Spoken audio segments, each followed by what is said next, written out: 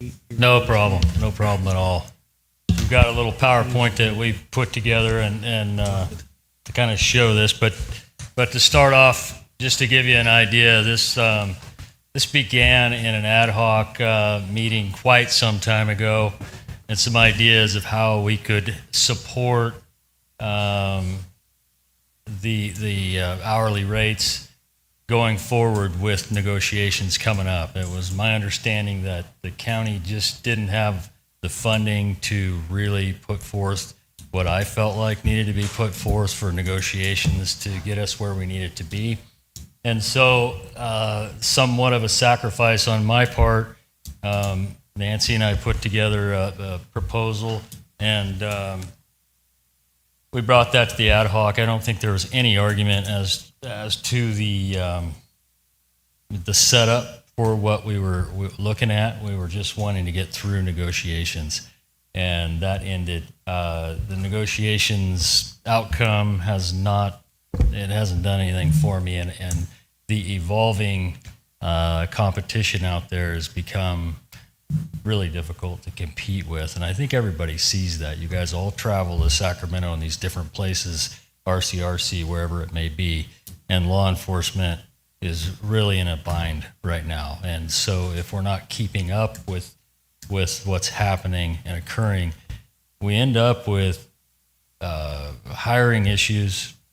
We can't find people, but we also can't retain people. So it's twofold. The issue is really twofold.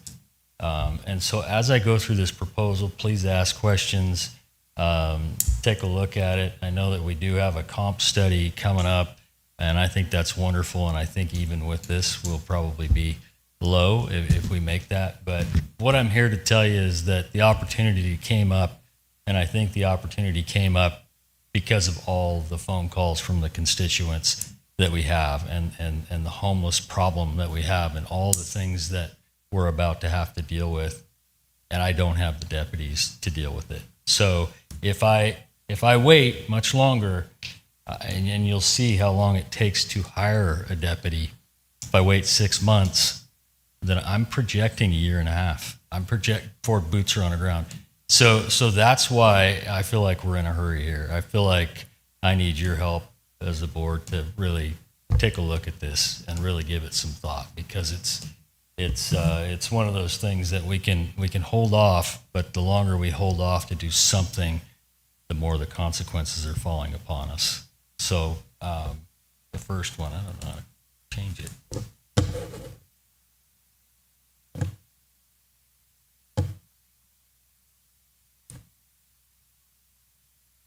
So this isn't very long, but the deputies or recruit deputies, when they apply for us, they go through HR. HR puts out a NeoGov alert. People see it, they apply for it. The application process takes a little bit of time before you can gather up a bunch of names and different people to interview and so forth. That can take around a month or so. Once you get them rounded up and find a date where you can get everyone together to take a written exam, you're probably another month down the road. And then after the written exam, then you have some candidates that you want to send on to an oral interview, and that's, I would say, roughly 2 to 3 weeks to get that going, because you've got to schedule that. You can't just call these people in the next day and start interviewing. So once you do the oral interviews, then you've got to compile those and go into a conditional offer mode, and that takes a little bit of time. And then when you get to background check, we do California post-certified background check. So that includes your psychological, your medical.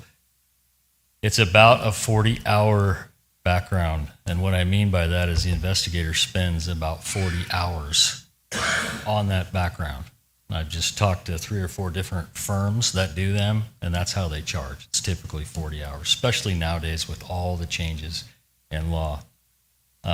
A lot of folks do get washed out in the background process because they just can't pass that. Some folks pass out or pass up on the psychological. It may be immature, it may be all kinds of different issues. So they're very thorough, and then of course the medical. Now, if we use salary savings and we send somebody to a police academy, now we're looking at 6 months.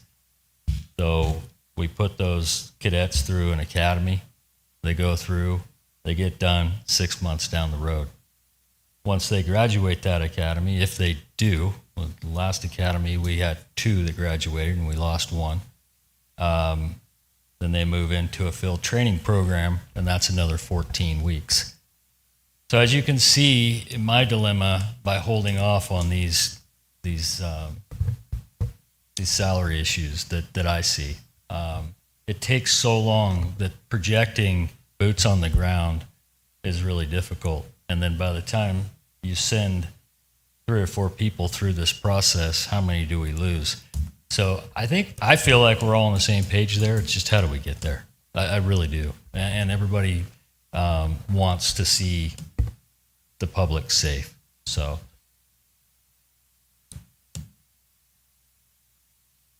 this is the sheriff communications. This would be the operations side budget. Here's some scans that we did to look at some comparison counties. You've got Del Norte up here in the top. Deputy 1 at step A is $26.61 an hour. The patrol sergeant is $34.82. You can kind of scan through that pretty quick. Humboldt, $28.19 starting, and a patrol sergeant at $35.99. Humboldt, I just talked to Billy Hansel yesterday. He said that starting wage is very accurate, but they have very, very large incentives that makes that a much higher amount. And we could look into that as well in the future, and I think we'll have to. Top step deputy for Humboldt County is over $40 an hour, deputy sheriff. Mendocino, $40 an hour starting. Siskiyou, $28.64. Now they have a huge higher sign-on bonus and a lot of different things, and they are in negotiations currently.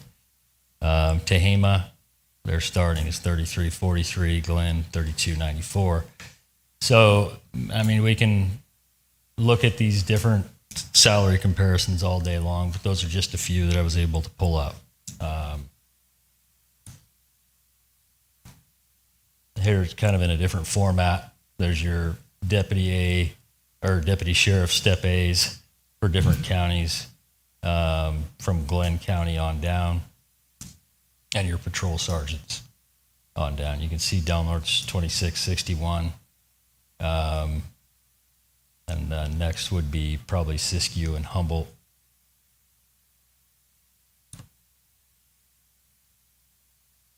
And this is somewhat of a staffing chart to look at. This will show the vacancies currently with what we have. You can see that the second line or fourth line down here, fifth line, you've got right in here, this deputy is one that we sent to the academy and graduated, and he's on the FTO program that I just mentioned in the first slide. The second one, Garcia, we hired him out of the jail, and he's currently in the academy. He was the only one that passed all of our background and process. And Gallagher, he's on patrol. And this last one over here is our boating safety position, which is funded by Boating and Waterways. And these vacant positions across the board here are all open, and that's actually missing one. There is one more vacancy. We currently have one dispatcher vacancy. These are the current salary ranges. You kind of glance at those real quickly.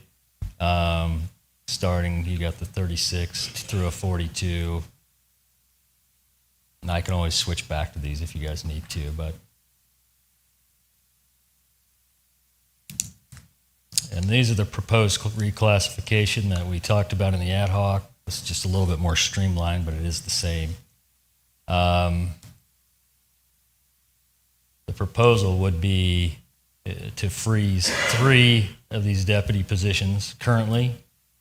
And this idea that I came up with is something another sheriff's office already has done. So Lake County has already done this, very successful. I just talked to them last week. I think they're 1 or 2 deputies down, and they're almost full staff.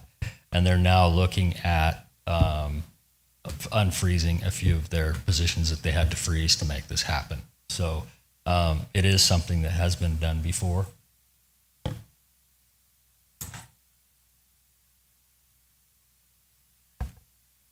These are the proposed salary ranges. You can tell here where I gave the last example that instead of starting at the 38, you'd start at a 40, you'd top at a 50. There'll probably be some compaction conversations. I don't necessarily agree with that whatsoever, but so be it.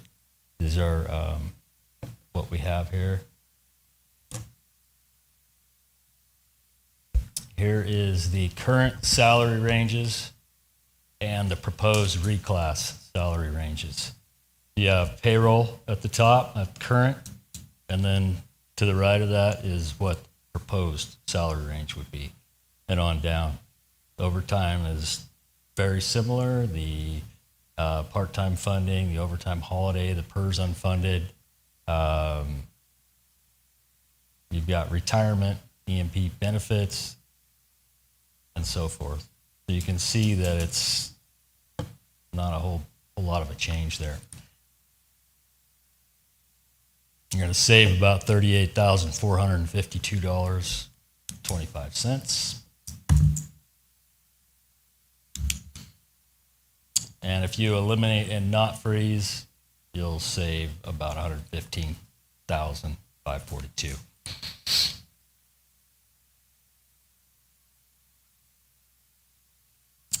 Now, based on the reclass, this is where you'd end up.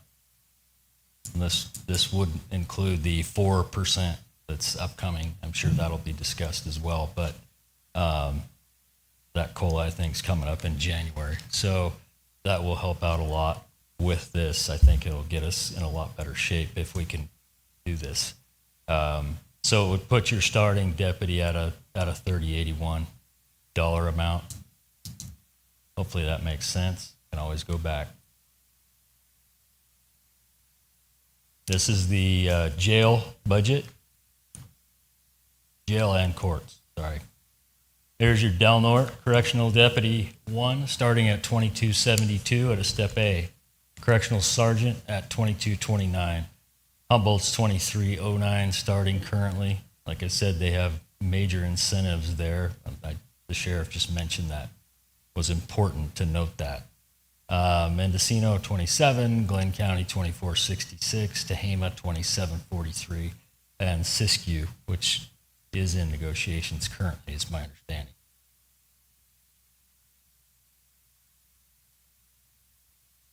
And this is a comparison based on a current salary schedule with other counties.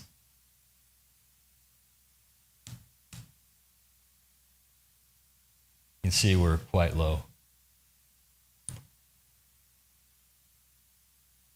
Here's the jail division currently and the vacancies. As you can see there, we have quite a few, and we definitely are working on that. We've hired a few, and we've had to let go of a few.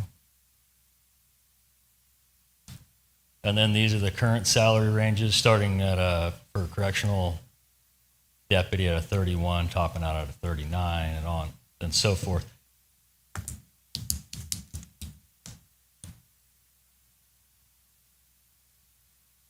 And the freezing of 2 correctional deputies and 1 correctional tech for the jail division would get us where we need to be. As you can see, there's still plenty of staff there to deal with the day-to-day operations. And these are the proposed ranges. So it would then go to from a 35 to a 43 for a correctional deputy.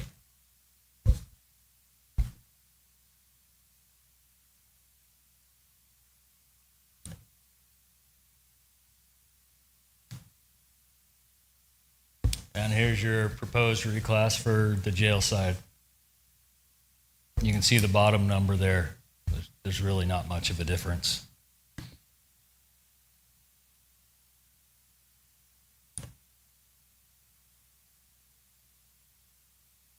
There's your increase.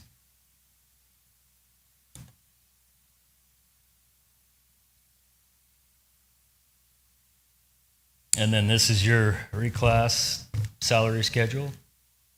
That'll push the Delaware County deputies or correctional deputies up to 2504, which would make a big difference.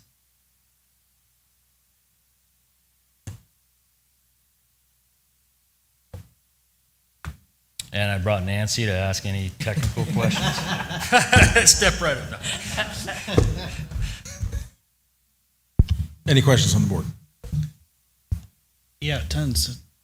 Don't know exactly where to begin, but yeah, thank you for the presentation, Sheriff. It's extremely helpful to understand before we get our comp analysis back and comparison studies with other counties next year, how this might look based on your proposal. It was my understanding that originally, I'm not sure if this was the same proposal that you brought to the ad hoc committee and the budget team last February, March. They're in that vicinity, but at some point, there must have been some agreement to bring what we currently have in front of us in our draft budget, that you're basically saying, hey, slow the row, I can't make this work as proposed and agreed to in March. What's happened since that time that essentially you're asking for with the board to say, hey, we need to do something different than what I agreed to back in March? Well, I think that's twofold. My agreement was to wait until salary negotiations was over with, not for a comp study. And what I'm seeing, and I'm glad you brought it up, is the loss of staff and the continued difficulty to hire, and down the road, how long it's going to take us to get boots on the ground, and the needs of the public, the safety of the public, the inability to respond to major incidents, the crime rate going up, the homeless problems that we have, out in front of us. I can't offer much help to move them along. And so these kind of things become, in my opinion, dire. And the amount of phone calls that I get, and I get from you guys too.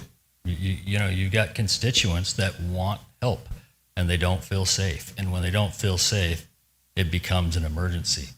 And I don't mean that we're going to fix this and be able to respond to everything in the whole world, but for emergency situations, when I've got 2 deputies on or 1, which is quite often, how do we get to these major incidents? And then we have a jail, which is our constitutional obligation to operate, and we have civil procedures, or a civil office, the civil service of restraining orders and civil papers, and we have court bailiffs, which I do not have one currently. That is completely vacant, and that is a constitutional mandate. And so all of these things, with jail staff getting smaller and smaller and dwindling down and then kind of picking back up a little bit, then you have to drop your inmate population. And then we're letting people out that shouldn't be let out, in my opinion. And so that's really what brought this on. And I think, this is one of those situations where we have to take a look, see what you think. I think we need to do something. I really do. And I think it needs to be now, because I think if we don't do something, we're pushing this down the road too far. And so that's the chair, if I may. Yep. The freezing versus elimination, obviously your structure as you've shown it here, the freezing or potentially even elimination of those positions, I don't know how the staffing structure was originally formed and essentially what allows for that number of people. I'm assuming somebody's come along and said, well, it takes this number of people to man the jail and this number of people to adequately patrol the county. Do you feel freezing those positions, or at least potentially even eliminating those positions, is going to provide for less for the county, or is it just going to provide a more efficient operating system for you, which wasn't well thought out in previous administrations? what it's going to do is it's going to put boots on the ground in those vacant positions that weren't X'd, which is going to be more staff than we've seen in years. So if that helps answer the question, at least it makes us operable where we are not operating currently. And that hopefully that answers that. simply asking the question whether we freeze or eliminate positions. Does that now provide a future shortfall for you? I mean, are you going to ask the board in the near future to bring those positions back to meet or the needs of this community for public safety? I think that would be the idea, is to be able to bring those back, because we don't have a drug task force anymore. We don't have or an investigations unit that's doing those things, and we have a lot to look at down the road. So, I mean, in a perfect world, which is in your ballpark, do you want to not do this and use Measure R funds or something like that? It's my opinion. I think there's money to do this without freezing, but this is my offer because I see it as that important. Thank you, Mr. Chairman. Yep. We've frozen positions that were vacant years ago after 2008, 2009 crash. And the difference between freezing and elimination is elimination, they're gone. The likelihood of you bringing them back is very limited, especially if you're doing what was recommended, which is to roll the cost savings of those 3 eliminated positions into regular salaries, because then it just gets absorbed, and bringing those back may be cost prohibitive altogether. Freezing, you don't have the overall cost savings because you're still obligated to pay workman's comp and the other for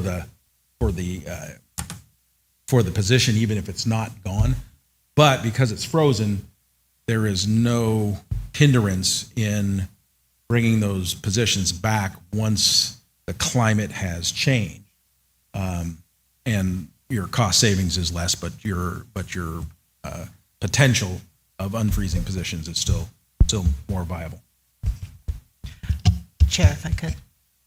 My question, Sheriff Scott, is when is the last time, not in your tenure, I'm sure, that you've had all those positions filled?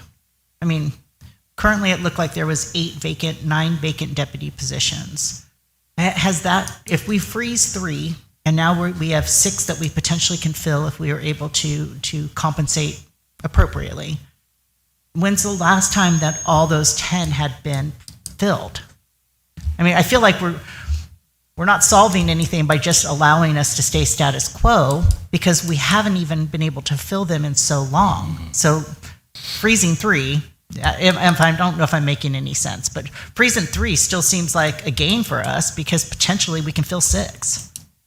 Yeah, no, that is accurate, and the decline appears to have started around 2014, which kind of matches up with the climate of who was going to the academies and the shortfalls of people not wanting to get into the profession, and it becoming more, for lack of better words, more of a career that had more rules to it. It's not, you can't hire someone off the street and just send them anymore. I mean, by next year, 2026, there's probably going to be an associate's degree or better required just to hire someone off the street and send them to an academy.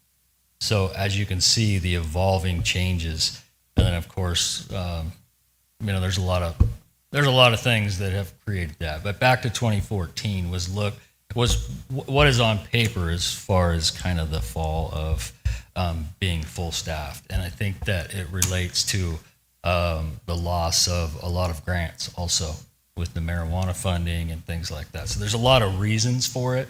But anyhow, hopefully that answers your question. That does. And what I want to say is that this has been presented before to the ad hoc committee, so I'm no stranger to this.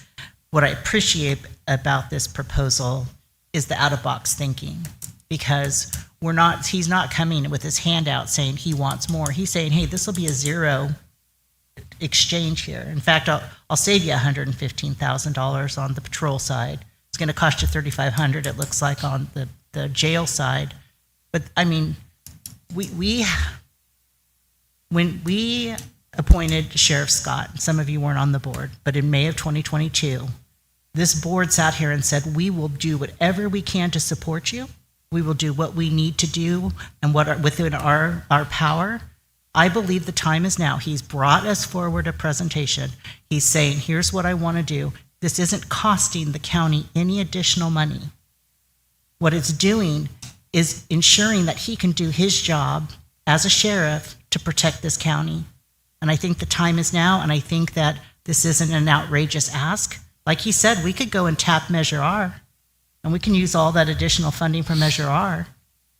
But this is an option. He's saying, I'm going to give up something to get something. And I think that we need to do this. So I kind of caught you off guard at the last meeting and asked you about the hiring. And so I'm just curious, several months back we allowed, or, we agreed, hey, hire whoever you can find coming in as a deputy at a step C, which would put him at the 2907, which is roughly close to what your ask is. What's going to be different did that bring any new hires in compared to if we make it just at 30 instead of 2910? Is it what's gonna entice more people? Are people saying, hey, $1 more and I'm coming there? Or like, what is that gonna be the answer? Or did you see any results with the type C? Or just give me an explanation why that didn't work or possibly could work. The best way to put it with step C is if you owned a Ford dealership and you paid a guy $30 in commission to go out there and work, and he was at a step C, but you had a kid you really liked down the road that worked at Napa Auto Parts, and you made a deal, hey, come work for me, I'll give you $35 an hour. I'll put you at step C. As soon as those two guys start working together and they find out, or this guy that's finds out that this kid is making more money, he's going to be pissed and he's going to quit, right? I mean, that goes with anything. So maybe that's not the greatest analogy, but if I hire somebody right out of the academy at a step C and I have 16 Bs that have worked at my office for 2 years, what kind of morale effect do you have there? So I don't use it. I will not use it because it's not effective. But laterals, if you want to hire a lateral, it is an awesome tool, but we're not getting laterals. We're getting a few. Does that make sense? Sort of. So there's 16 deputies currently at a step B, or I know the correctional officer are different, but this was mainly to bring in deputies, right? Is that still the same numbers and same conflict? Yeah, it's similar. So then, given that tool, maybe you just didn't advertise it or not because of your reasoning, but was there more interest in people wanting to come at that rate, or do you think there would be? And then with this new plan, I guess it's just bumping everybody up so then it's more allowed to hire those new people? Is that kind of what you're after? Well, this would reclassify the steps. So if we did this and say it's a starting correctional officer at whatever it was, 20-something an hour, 24, as opposed to what it was before, 21, or a starting deputy, we're going to move that from $26.61 an hour to $30 an hour. That's going to help you hire. That's going to help you get them in the door.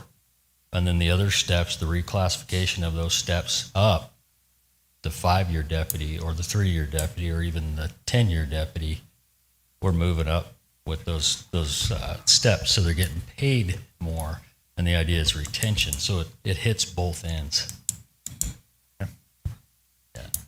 Just A little bit of clarification. Okay, is go ahead. the deputy recruit at step C is 2661, not 29. it's a deputy recruit. sheriff. After he's completed the academy and FTO and becomes a deputy sheriff 1, that step C is 29. But we're trying to get the recruits in and start them at step C. That is step C for a deputy recruit is 2661. So that's sorry. Just as I guess a point of reference, when this, between April and now when this came forward, it also became about retention. So when we did the first round in April, between that one and the final round, just in the corrections department, there were 5 vacancies that were not there in April that were there in the second round. So I think partially this also holds a large point in the retention of people, whether they came in at a C or an A.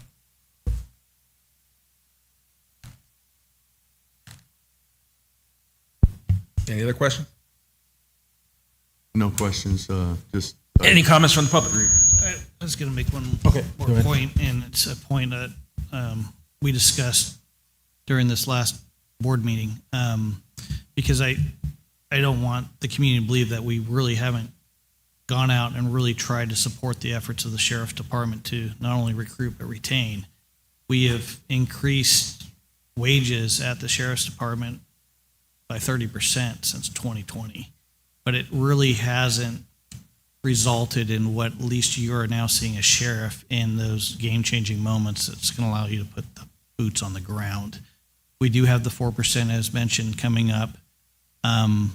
I guess my larger concern is if the board were to consider an action like this today, the mechanisms, potentially the roadblocks that are in place for the board to take an action, does this have to go through negotiations with SEA before the board could even consider things like this? Or is it just, or do you believe at this point in time, if we were to look at a reclass and a freeze of positions, how do you see that working? Because right now, for me personally, I don't know how that mechanisms work without having compaction issues with your upper management, and then in addition with the negotiations and structures that we have in place with SEA. So I'm sure you've thought through some of this, because right now I don't see how that mechanism works. So my understanding is the reclass portion is just a matter of them looking at, each job description and saying, yes, that's fine with us. And then whether they're fine with any burden that the freezing of those positions could put upon the rest of the staff. And so kind of looks to me like we've got a lot of support from our union. So I'm not too worried about that, but they can speak to that. But I think this plan is a good plan. Lake County did this, and it was successful. They're almost full staff, and they're looking at unfreezing their positions. So,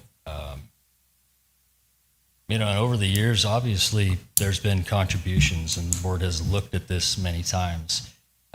There's, things that I maybe legally can't be consulted on, but I think there are things that it's a detriment to negotiations, and those are 3-year contracts. I think it's a horrible idea, but that's just my opinion.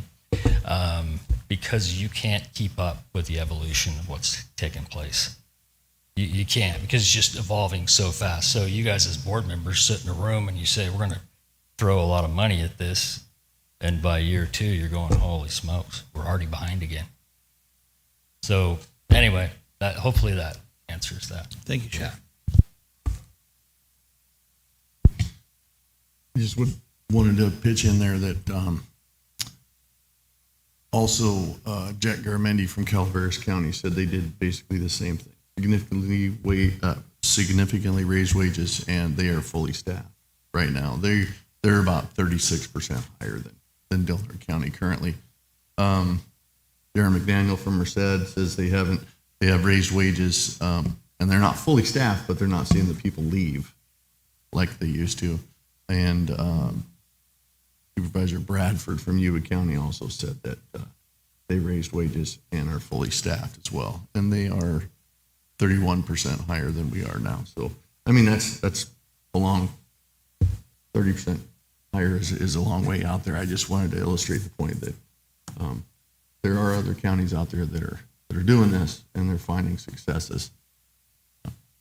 So I don't see a downside.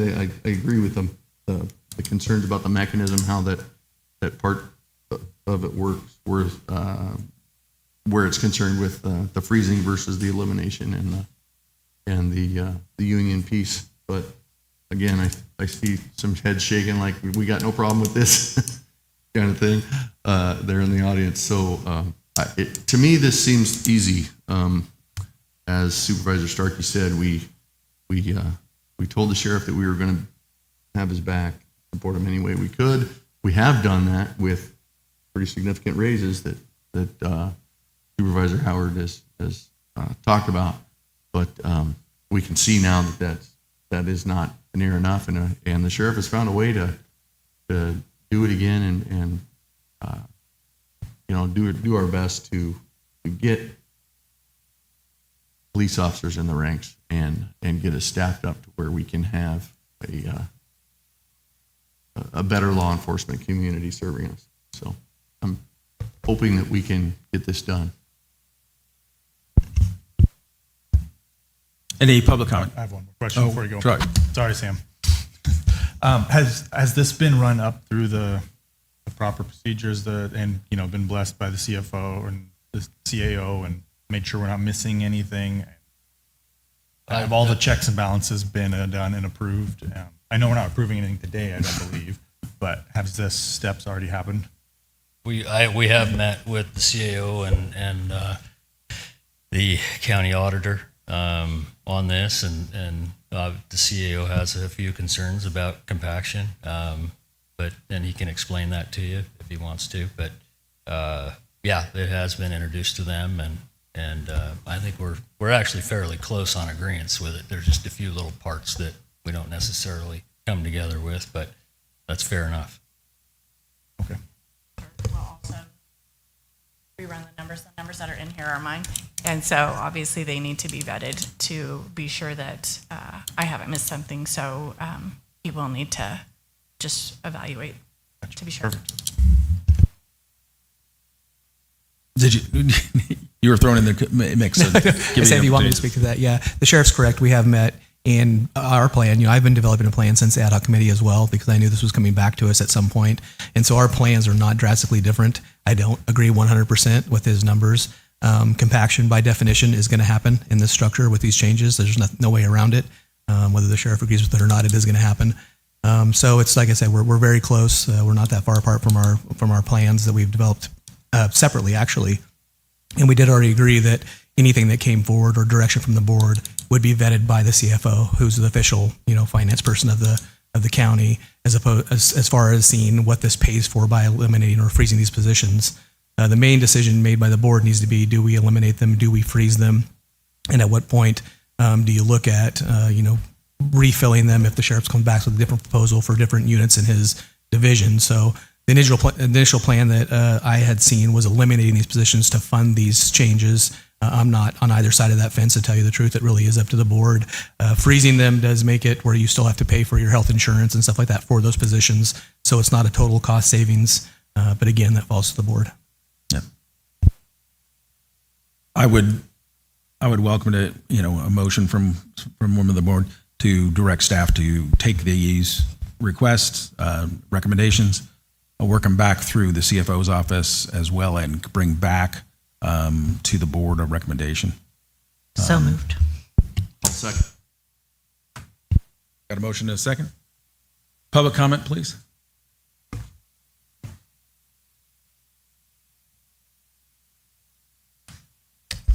I think the sheriff's being incredibly diplomatic and incredibly reserved as to what his needs are. I fail to understand how fewer people at the sheriff's office is going to provide more comprehensive service to the county. I just can't wrap my mind around that. The idea that you will not pay the sheriff's deputies what they by rights deserve is beyond comprehension to me. I understand the constraints that Supervisor Howard offered. I just can't understand why you don't understand that lack of response time for emergency services in the county is not something that just happened in the last couple of years. It's been a decade or multiple decades old problems. I mean, where I've lived for 25 years. The sheriff's department cannot promise a 911 call service in under 45 minutes. In most cases, it's an hour or more. We're talking about a staff that has to deal with a county the size of Rhode Island, with, when fully staffed, is 24 patrol deputies. And at most, the sheriff can offer what, 1, 2 deputies for the entire county? And you can't even pay those deputies a commiserate rate to the value that they provide to the county in terms of safety and security. I mean, you can provide animal control with all kinds of money, but you can't give the sheriff money. You can give, you can build a whole new department for economic development, but you can't give the sheriff money.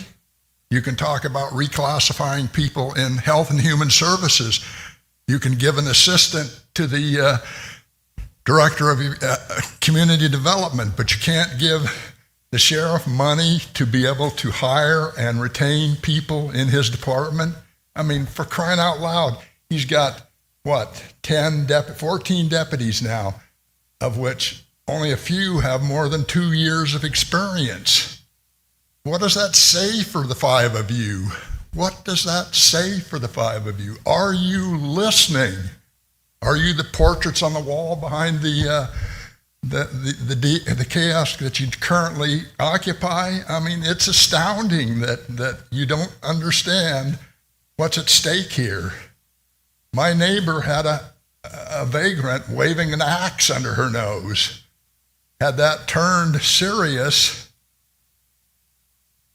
the sheriff's deputy that appeared would have been 59 minutes and 59 seconds too late. And we as a county will protect animals before we'll protect human beings to the extent that's necessary. I mean, we're not talking about, taking graffiti off the wall. We're talking about serious life and death situations that the sheriff confronts on a daily basis. And yet we're unwilling to give the kind of tools necessary for him to do his job. I find that absolutely astounding, absolutely derelict on the part of all 5 of you that you will not provide him with the tools necessary for him to have a fully functioning sheriff's department, which, by the way, is the most vital component of government service, protecting and securing its citizens as a whole, not just a few, as a whole. Thank you.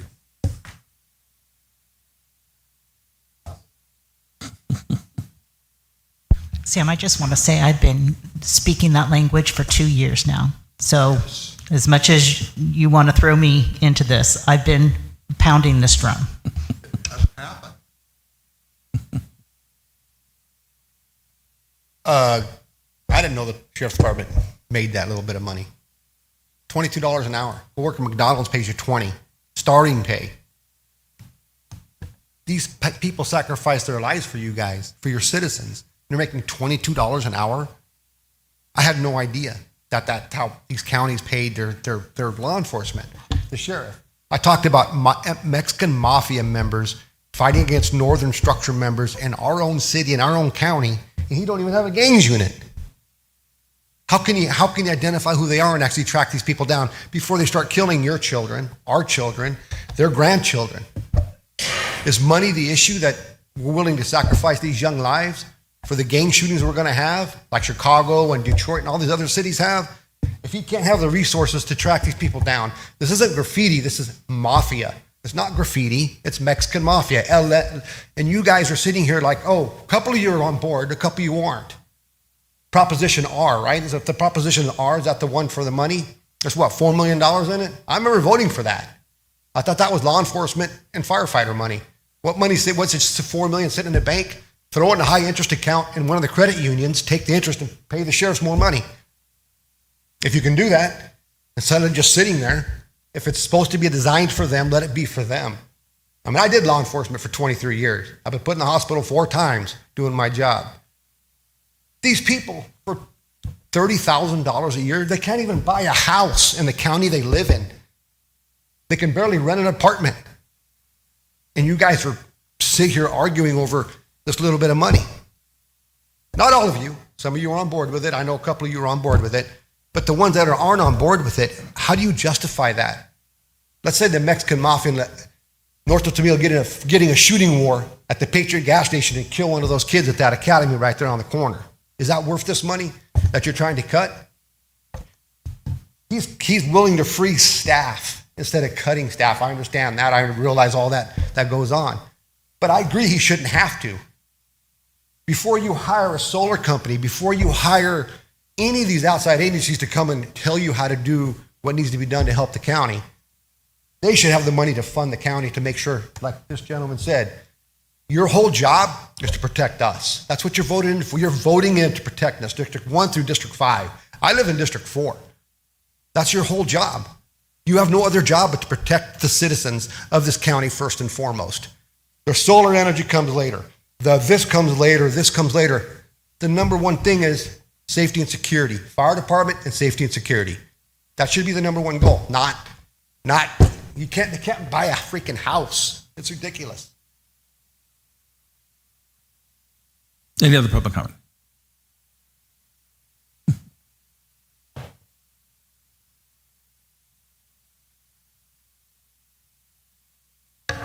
I don't have water, so my throat's a little. Hi, I'm Alicia Williams. This is my first time attending a meeting, and I'm very happy that the sheriff is being discussed because I'm very concerned about the short staffing issues and all the other concerns with law enforcement. So I know I don't have a lot of time, so what I want to say is that if you want to direct solutions to long-term results, we have to target root causes. Now, the sheriff, I know they're understaffed. I understand there's a lot of political stuff that has to do with that. However, it is just one concern that is impacting staffing.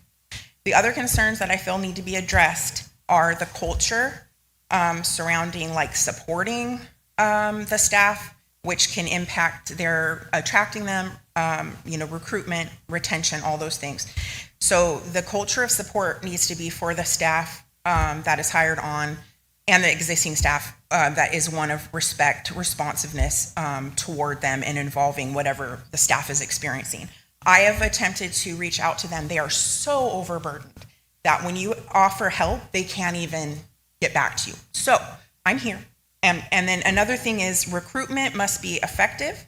You need to target possible, future enforcers, protectors, and guide them into these positions early. Now, I suggest doing fast track programs developed with partnership with you guys, with the sheriff, with the high school, with the local college. Okay, fast track programs, get them interested early.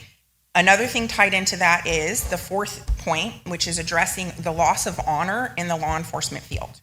This is across our country. And some people might want to be in denial over that, but if you face facts, in this community, speaking of this community specifically, there is a loss of trust in law enforcement. Now, a lot of that has to do with the fact that respect from the powers that be isn't always given to those that they interface with. And it's a very complicated situation. However, whenever you have a power dynamic and there's respect, mutual respect supposed to be there, the leader has to be the one to give the respect. So I know from firsthand experience that I was greatly disrespected when I interfaced with the sheriff. And it was really, really hurtful because I'm trying to give them support. So with that said, it ties into culture very deeply. I want to address, because I do not want to pile on to the sheriff. I do not want to pile on to our leaders. I'm here to support. My goal is I'm an activist.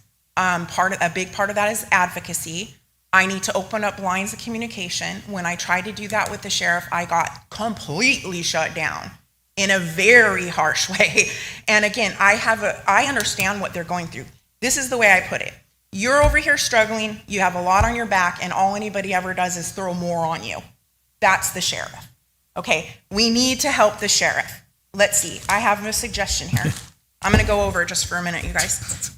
So my suggestion is we have a huge untapped resource here in our local community. We have a lot of people that have prosperity in our local community. They want safety too. They love the sheriff too. Let us give them a way to support the sheriff while they're struggling until they find their footing again. How do we do that? We have to open up lines of communication. We have to collaborate. We have to find people that want solutions. We have to discuss possibilities, and we have to align perspectives so that we can get a cohesive strategy, which again targets root causes so we can have long-term success regarding staffing. Thank you. We gotta go. Oh, and I would like, if anybody's interested in this kind of thing, actually collaborating, please reach out to me so we can exchange numbers. Thank you. Any other public comment? Seeing none, bring it back to the board. We had a motion. Can you pull the vote? Supervisor Borges. Yes. Supervisor Howard. Yes. Supervisor Short. Yes. Supervisor Starkey. Yes. Chair Wilson. Yes. We're going to take a break, 5 minutes, and then we'll come back and resume with the agenda.